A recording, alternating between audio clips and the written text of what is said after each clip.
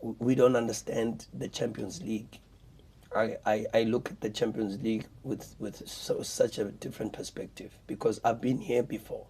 I was an assistant coach to the previous coach for a very, very long time. And the previous coach was here for 8 years.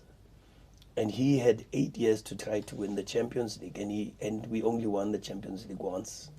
We only played the semi-final of the Champions League once. Well, two times, because the other time we got into the final. But after that, in 8 years, we've only played the semi-final once and lost in the semi-final. Instead, then we played the semi-final twice, if you want to call it that, because we played and then we won it. So in 8 years, under the previous coach, we've played the semi-final only twice and won the Champions League once. This is my second season, if you want to call it that, and we've done back-to-back semi-finals already.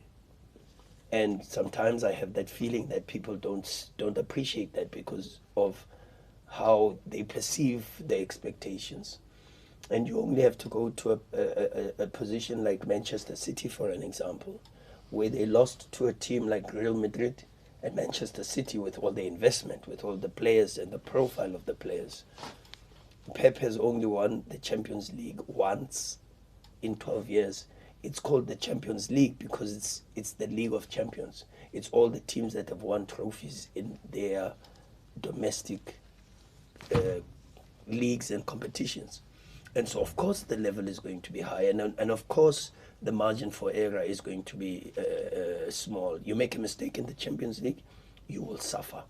And that's sometimes what people don't understand.